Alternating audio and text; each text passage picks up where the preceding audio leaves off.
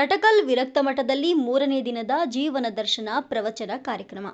ಕಾಳಗಿ ತಾಲೂಕಿನ ರಟಕಲ್ ಗ್ರಾಮದಲ್ಲಿ ಪ್ರತಿದಿನ 8 ಗಂಟೆಗೆ ಜೀವನ ದರ್ಶನ ಪ್ರವಚನ 3ನೇ ದಿನದ ಕಾರ್ಯಕ್ರಮದ ದಿವ್ಯ ಸಾನ್ನಿಧ್ಯವನ್ನ ಪರಮ ಪೂಜ್ಯ ಶ್ರೀ ರೇವಣಸಿದ್ದ ಶಿವಾಚಾರ್ಯರು ನೇತೃತ್ವ, ಪೂಜ್ಯ ಶ್ರೀ ಶಿವಲಿಂಗೇಶ್ವರ ಮಹಾಸ್ವಾಮಿಗಳು ವಿರಕ್ತಮಠ ಕೇಳ್ಗೆ, ಪೂಜ್ಯ ಶ್ರೀ ಪ್ರಭು ಕಟಂಗೇಶ್ವರ ದೇವರು ಸುಲೇಪೇಟ್ ಮಠ ಇವರುಗಳ ಭಕ್ತರನ್ನ ಸಾಧು ಸತ್ಪುರುಷರ ಜೀವನ ಚರಿತ್ರೆ ನಾವೆಲ್ಲ ಕೇಳಬೇಕು.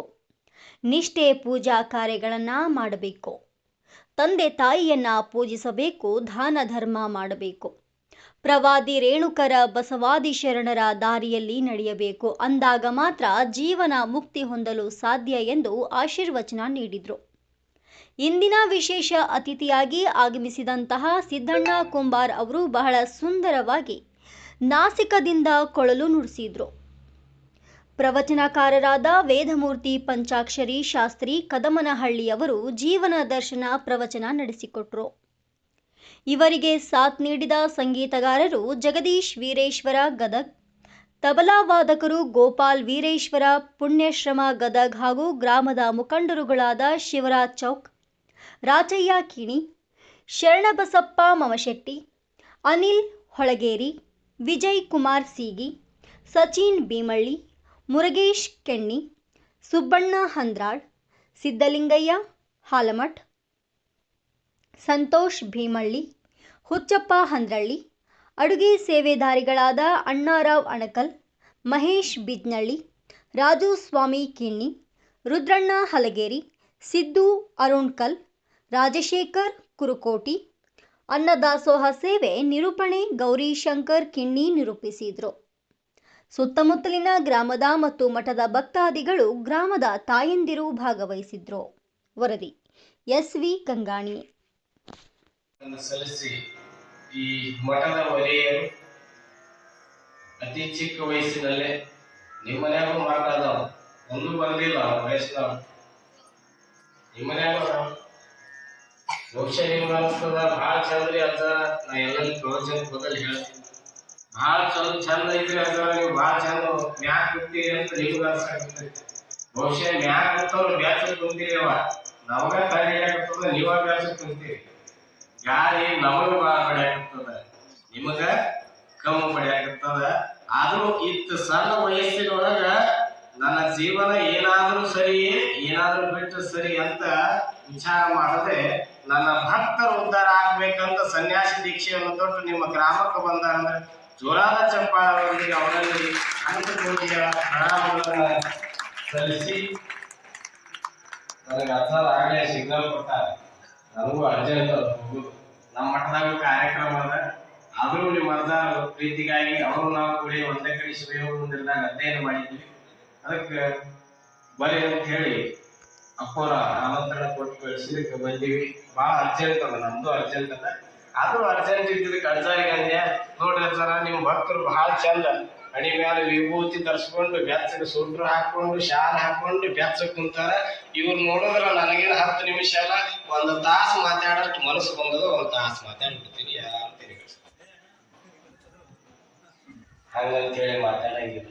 ಇಲ್ಲಿವರೆಗೆ 5 ದಿನಗಳ ಪ್ರವಚನದೊಳಗ 3 ದಿನದಲ್ಲಿ ಪ್ರವಚನವನ್ನ ನಮ್ಮ ಪಂಚಾಕ್ಷರಿ ಶಾಸ್ತ್ರಿಗಳು ನಾವು ಅವ್ರದ್ದು ಕೇಳಿವಿ.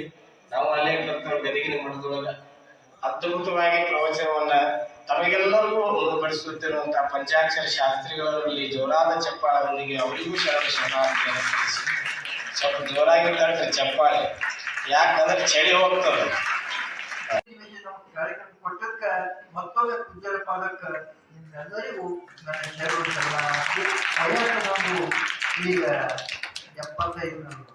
ಇದು ಬಹುಶಃ ನನ್ನ ಜೀವನನೇ ಧರ್ಮ ಸಭೆಯಲ್ಲಿ, ಎಲ್ಲಿ ಸಂಗೀತ ಸಭೆಯಲ್ಲಿ, ಎಲ್ಲಿ ಪುರಾಣ ಪ್ರವಚನ ನಡೆದಂಥ ಮಠದೊಳಗಾಗಿ ನನ್ನ ಕಾರ್ಯಕ್ರಮ ನಡೀತಾವ. 5 ನಿಮಿಷ ಕಾರ್ಯಕ್ರಮ ಕೊಟ್ಟರೆ ಮಾಡ್ತೀವಿ, ಇಲ್ಲ ಇಲ್ಲ. ಇದು ದೇವರ ಕೊಟ್ಟ ಕಲೆ. ಅದಕ್ಕೆ 10 ಮಂದಿಗೆ ಹೂವು ಮೆಚ್ಚಿಕೊಳ್ಳೋ ಮಾಡಿ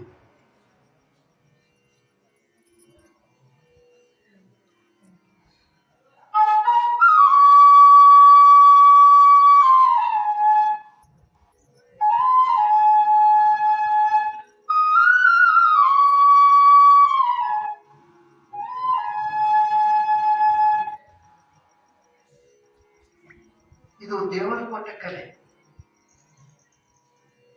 ಅದಕ್ಕೆ ಅಚ್ಚ ಮಲ್ಲಿಗೆ ಹೂವನ್ನು ಚಿಕೋರ ಮಲ್ಲಯ್ಯ ಅಂತ ಹಾಡಿ ಒಂದು 5 ನಿಮಿಷದಾಗ ಒಂದು ಭಕ್ತಿಗೀತೆ, ಒಂದು ಜಾನಪದ ಗೀತೆ ಹಾಡಿ ನನ್ನ ಸೇವೆ ಮುಗಿಸ್ತೀನಿ.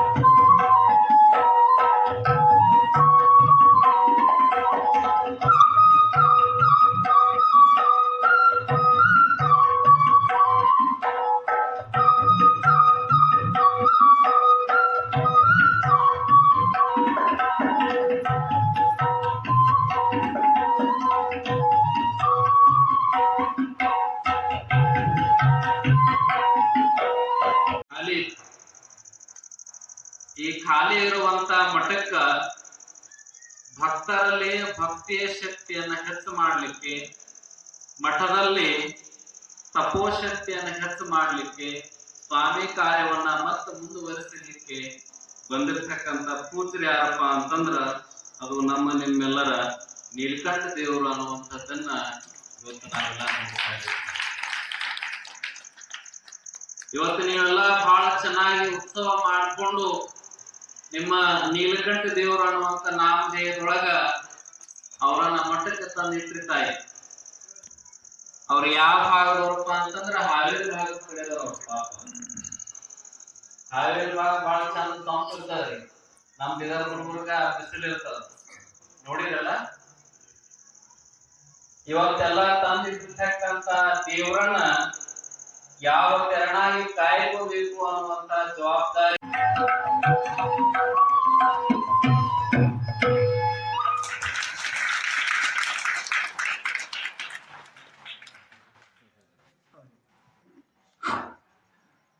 ಇಲ್ಲಿವರೆಗೆ ತಮ್ಮ ಪ್ರತಿಭೆಯನ್ನು ಪ್ರದರ್ಶಿಸಿದ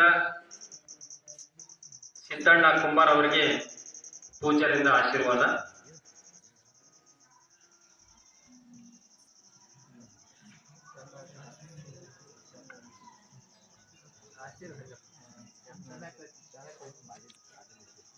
ದೇವ್ರ ಕೊಟ್ಟವರ